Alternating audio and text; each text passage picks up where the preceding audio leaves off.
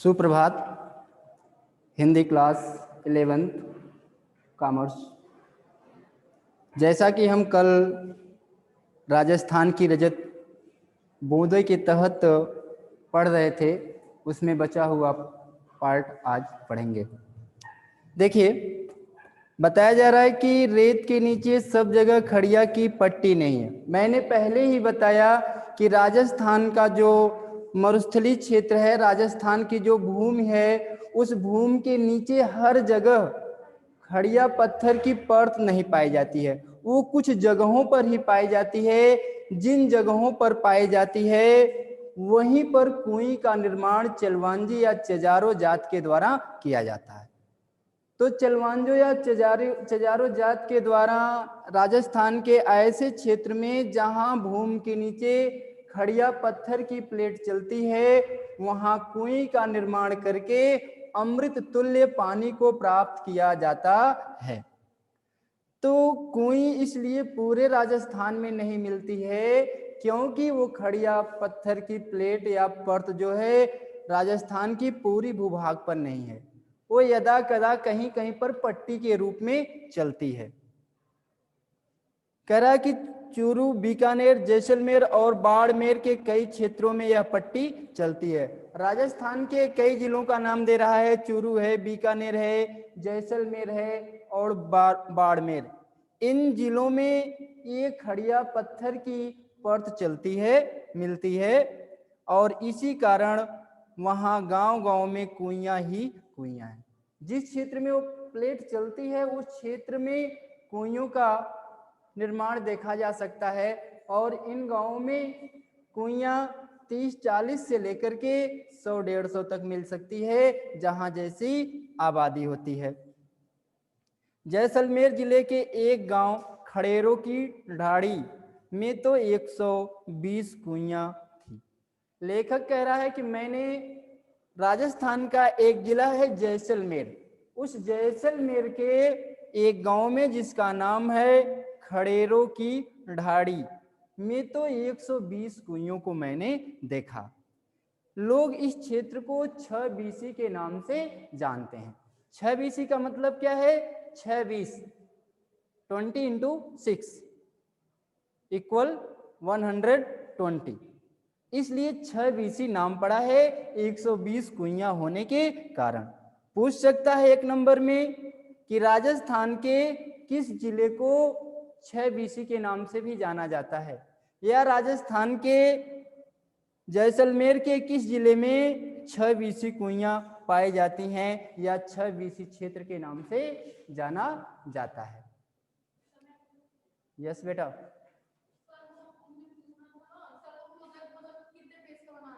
अभी चलो बाहर चलो, अभी क्लास से खाली होंगे तो बताएंगे। इसमें कल कहाँ थी? तो हम क्या करें? आपको नोटिस दी गई तो उस नोटिस को केयर करना चाहिए ना, कब बुलाया गया, प्रैक्टिकल कब है, क्या है। मैसेज वैसे नहीं देखती हो ग्रुप में व्हाट्सएप पे?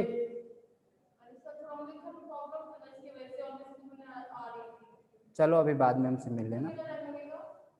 अभी ये क्लास एंड होगा तभी हम आपसे मिल पाएंगे। रिकॉर्डिंग चल रही, डिस्टर्ब होगा। हाँ देखो बेटा, कहीं कहीं पर इन्हें पार भी कहते हैं। राजस्थान के कुछ इलाकों में इन कुइयों को पार के नाम से भी जाना जाता है।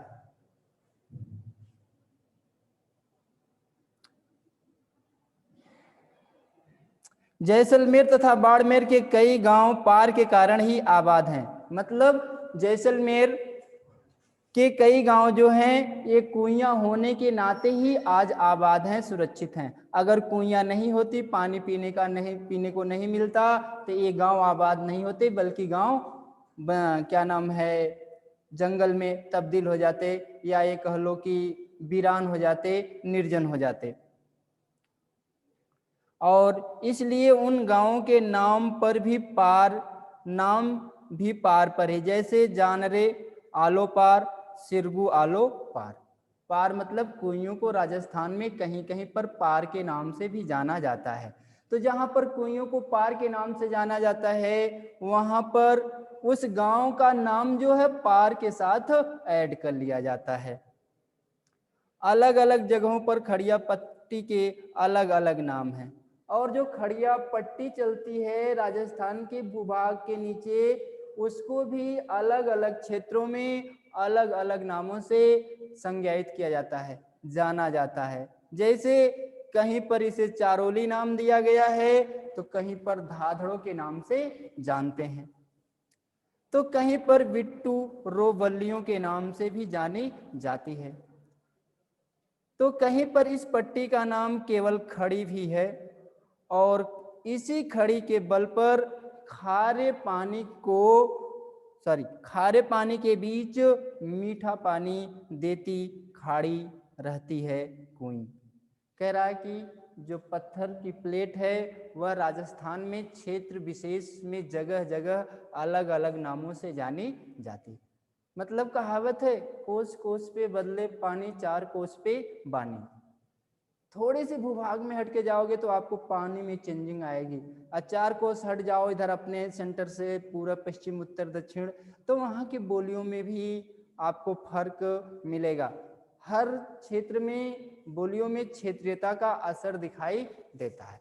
जैसे ही पूरब बढ़ो, बिहार, बलिया, मऊ साइड में आपको बहुत मीठी बोली मिलेगी, और जैसे ही पश्चिम में बढ़ो वैसे ही आपको दिल्ली, मेरठ, आगरा के आसपास खड़ूस बोली मिलेगी, कर्कश बोली मिलेगी। अभी किसी से पूछो क्या कर रहे हो, तो इस बोली में क्या है, कड़ापन है। अगर वही भोजपुरी में है तो लोग कहते हैं काहो का करत बाटा, ठीक है, थोड़ा सा नॉर्मलिटी इसमें, मधुरता है। पूरब में जाओगे बोलेंगे सब राउर का करत बानी। तो वहां पर भी क्षेत्र विशेष में अलग अलग नामों से जाना जाता है। कहीं पर चारोली नाम है, कहीं पर धाधड़ो नाम दिया गया है, धड़ धड़ो है, तो कहीं पर बिट्टू रो बल्लियों के नाम से भी जाना जाता है। इस पट्टी का नाम कहीं पर तो केवल खड़ी के नाम से ही जानते हैं, और इसी खड़ी के चलते राजस्थान में जो बरसात होती है, उस बरसात के पानी को खारे जल में जाने से रोकती है। यही खड़ी या जो नाम अलग अलग दिया गया है। तो ऐसे क्षेत्रों में कुएं का निर्माण किया जाता है। तो ये चैप्टर आपका यहीं पे समाप्त हो गया। तो चैप्टर काफ़ी दिन लगा पढ़ाने में, और ये चैप्टर आप अगर ध्यान से पढ़े होंगे तो आधी चीज़ें आपको मालूम हो जानी चाहिए। चलवांजी किसे कहते हैं, चजारो किसे कहते हैं, धड़धड़ो किसे कहते हैं, फिर कुएं का निर्माण कैसे होता है, कुएं और कुएं में अंतर क्या है, कुएं में कहाँ से जल आता है, कुएं में कहाँ से जल आता है, ठीक है। तो तरह तरह की बातों को आप अगर पाठ कोई पढ़ाया जाता है, क्लास मेंटेन करो और ध्यान किताब पर लगाओ, तो आपको 50% जो चीज़ें आपको यहीं पे रिवाइज हो जाएंगी, और जो चीज़ें यहाँ पे दिमाग में बैठ जाएंगी वह फिर आपको भूलेंगी नहीं। भूलती हुई चीज़ें हैं जो हम प्रेशर में पढ़ते हैं, प्रेशर में याद करते हैं, और स्वतंत्र माइंड से कहीं भी बैठ करके उसको सुनते हैं, ठीक है। और ऐसे भी नहीं याद होता है तो प्रश्न का जो आंसर है 1 बार 2 बार कॉपी पर लिख लो। कहा जाता है 10 बार पढ़ना 1 बार लिखने के बराबर है, ठीक है। तो इस चैप्टर से आपको प्रश्न आएंगे।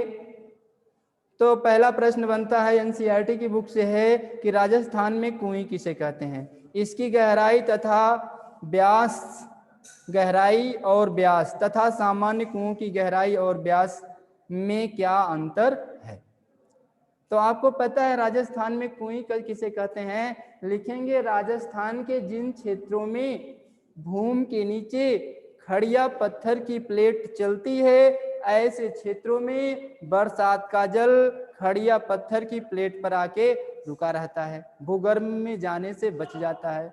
ऐसे क्षेत्रों में चलवांजी या चेजारों के द्वारा कुएं बना करके अमृत सदृश पानी को प्राप्त किया जाता है। इसकी गहराई, कुएं की गहराई उस खड़िया पत्थर की प्लेट की गहराई पर निर्भर करती है। यह खड़िया पत्थर की प्लेट राजस्थान में 10-15 हाथ से लेकर के 50-60 हाथ की गहराई तक पाई जाती है। तो जहां जैसे नीचे गहराई है वैसे कुएं की गहराई होगी। फिर कह रहा है व्यास, कुएं का व्यास कुएं के व्यास से भिन्न होता है। कुआं का व्यास ऊपर भी और नीचे दोनों बराबर होता है, जबकि कुएं का व्यास नीचे चौड़ा होता है, ऊपर ऊपर जो है पतला होता चला जाता है, शंक्वाकार होता है। फिर कह रहा है कुएं और कुएं के व्यास में क्या अंतर है? बस यही है, कुएं की गहराई जो 150 हाथ से लेकर के 200 हाथ के आसपास रहती है, 100 हाथ से ऊपर रहती है, जबकि कुएं की गहराई अधिकतम 50-60 हाथ और न्यूनतम 15 हाथ 10 हाथ। यही जो है अंतर है। दिनों दिन बढ़ती पानी की समस्या से निपटने में यह पाठ आपको कैसे मदद कर सकता है तथा देश के अन्य राज्यों में इसके लिए क्या उपाय हो रहे हैं, जानें और लिखें। दिन प्रतिदिन पानी की समस्या बढ़ती चली जा रही है, जबकि हम सभी लोग जानते हैं पृथ्वी के कितने प्रतिशत भाग पर जल पाया जाता है? कितने प्रतिशत? 71। और टोटल भूभाग पर क्या है? मरुस्थल है, पहाड़ है, समतल मैदान है। इतने भूभाग पर जल होने के बावजूद भी हमें जल की समस्याओं से सामना करना पड़ता है। तो जल जो है, समुद्र का जल खारा होता है, उस जल को हम पी नहीं सकते हैं, और हर जगह अमृत तुल्य पानी मिलता नहीं है।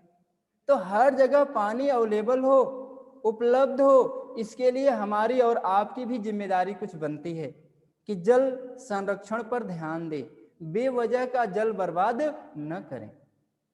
और जहां जैसी समस्या है वहां निपटने के लिए वैसा उपाय बनाया गया है। अब हमारे यहाँ कुएं का निर्माण तो कोई करेगा नहीं, क्योंकि हमारे यहाँ जल सुलभता से मिल जाता है, और जहाँ पर खारा ही पानी मिलता है वहाँ पर नदियों का पानी उठा करके फिल्टरिंग करके सप्लाई में दिया जाता है।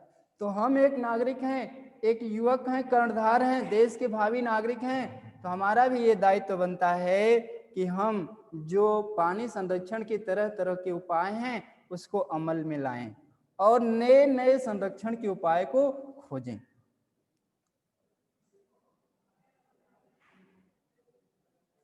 और जरूरत है जहां पर वर्षा कम होती है वहां इस तरह के, जैसे राजस्थान के लोगों ने जल शास्त्र बनाया है, जल प्राप्त करने का एक विधान बनाया है, वैसे अन्य जगहों पर भी खोज होनी चाहिए। नेक्स्ट क्वेश्चन है, चेजारों के साथ गांव समाज के व्यवहार में पहले की तुलना में आज क्या फर्क आया है? बिल्कुल सही प्रश्न है। पहले बताया गया चेजारो या चलवांजी जात जो होती थी कुएं का निर्माण करती थी। कुएं में जब जल आ जाता था तो सजलता का अवसर होता था, भोज होता था रात को, तो जो पहले दिन से रहता था उसका विशेष ध्यान रखा जाता था, और अगले दिन चलवांजी या चेजारों को ढेर सारे उपहार देकर के उसकी विदाई की जाती थी, और उस गांव से चेजारों का संबंध साल भर के लिए बना होता था। साल भर के अंदर उस गांव में कोई भी फंक्शन, कोई भी मांगलिक कार्य, विवाह, शादी समारोह, पार्टी आज पड़ती थी तो उसको ससम्मान बुलाया जाता था, उसका जो हक नेक बनता था उसको दिया जाता था। इतना ही नहीं, फसल पैदा हो जाने पर खलिहान में उसके नाम पर एक फसल का ढेर लग जाता था। लेकिन वर्तमान में अब क्या हुआ, राजस्थान में भी पैसा देकर के काम करने की परंपरा की शुरुआत हो गई है, क्योंकि अब वो चलवांजी या चेजारो जाति इस कार्यों में बहुत इंटरेस्ट नहीं लेती है। जैसे हमारे यहाँ के नाई, लुहार, कुहार है ना, सब लोग पैसा कमाने पे डिपेंड हो गए, सभी लोग रोजगार को सीख रहे हैं, कोई भी कला सीख रहे हैं, किसी का भी पैसा हो इससे कोई मतलब नहीं। तो वहां पर भी सामान्य मजदूर जो है कुएं बनाने की कला को अच्छी तरह से जान गए हैं, वो कुएं का निर्माण करते हैं और पैसा ले दे करके तुरंत हिसाब क्लियर, साल भर बुलाना नहीं। यही आज और पहले के समय में राजस्थान में कुएं बनाने वाले के संबंध में परिवर्तन आया है। फिर कह रहा है, अगला क्वेश्चन है, निजी होते हुए भी सार्वजनिक क्षेत्र में कुइयों पर ग्राम समाज का अंकुश लगा रहता है, लेखक ने ऐसा क्यों कहा? राजस्थान में कुएं खोदने का हक सबको प्रदान है। जो व्यक्ति जिस कुएं को खोदता या खुदवाता है उससे पानी प्राप्त करने का हक उसका है, लेकिन कुएं जिस जमीन पर खोदी जाती है वह जमीन उसकी नहीं होती, उसके रहते हुए भी गांव समाज की जमीन मानी जाती है। अतः नई कुएं खोदने का अर्थ है कि जमीन में मौजूद नमी का बंटवारा, इसलिए निजी होते हुए भी कुएं पर ग्राम समाज का अंकुश बना रहता है। कुइयों को बनाने के संबंधी स्वीकृति आवश्यकता अनुसार समय समय पर गांव समाज देता रहता है या ग्राम समाज से लेनी पड़ती। कहने का मतलब ये है कि बेशक हम कुएं बनाते हैं, हमारे खेत से वो रास्ता निकला है, वो खड़िया पत्थर की परत जा रही है, तो जो परत जा रही है वो कुएं हमने निर्माण करवाया, तो उस कुएं पर हमारा अधिकार है, लेकिन उस जमीन पर नहीं है। ठीक है, तो ये नहीं कि हमारे सेक्टर से जा रहे तो हम जितना चाहे उतना कुएं का निर्माण करवा लें और पानी निकाल करके सप्लाई करें, बेचने का काम कर दें। ऐसा कदापि ऐसा कोई नियम नहीं है। सबको, हर परिवार को पानी आवश्यकता के अनुरूप मिल सके, इसके लिए परिवार में एक ही कुएं होना आवश्यक है। अगर परिवार का आकार बहुत ज्यादा बढ़ गया है तो कुएं का निर्माण हम एक से अधिक वहां की ग्राम पंचायत से अनुमति लेकर के ही कर सकते हैं। और ये पानी के बारे में आपको बताया गया था, पालर पानी, पाताली पानी और रेजाड़ी पानी। पालर पानी जो होता है वो बरसात से प्राप्त जो होता है वो पालर पानी होता है। पाताली पानी जो भूगर्भ से नीचे से मिलता है, खारा पानी। और रेजाड़ी पानी या रेजा पानी जो कुएं से प्राप्त होता है। तीन पानी की कोटि है। यही है आपकी किताब का आंसर और प्रश्न। कोई इंतजार तो नहीं कर रहा है? तो ये चैप्टर यहीं पे समाप्त होता है और आप लोग इसका आंसर अगर चाहें तो लिख सकते हैं। अगर नहीं मिलता तो हम ग्रुप में आपको लिंक दें, उससे लिख सकते हैं। ठीक है, और जो काम कराया जा रहा है उसे समय से पूरा करते चलो साथ में, नहीं ये नहीं चलो बाद में लिखेंगे। तो आज एक चैप्टर है, कल 2 हो जाएगा, आने वाले समय में 3 हो जाएगा। तो एक दिन आपको बहुत ज्यादा लगेगा और उस काम को देख करके हतोत्साहित हो जाएंगे, कर नहीं पाएंगे। ठीक है,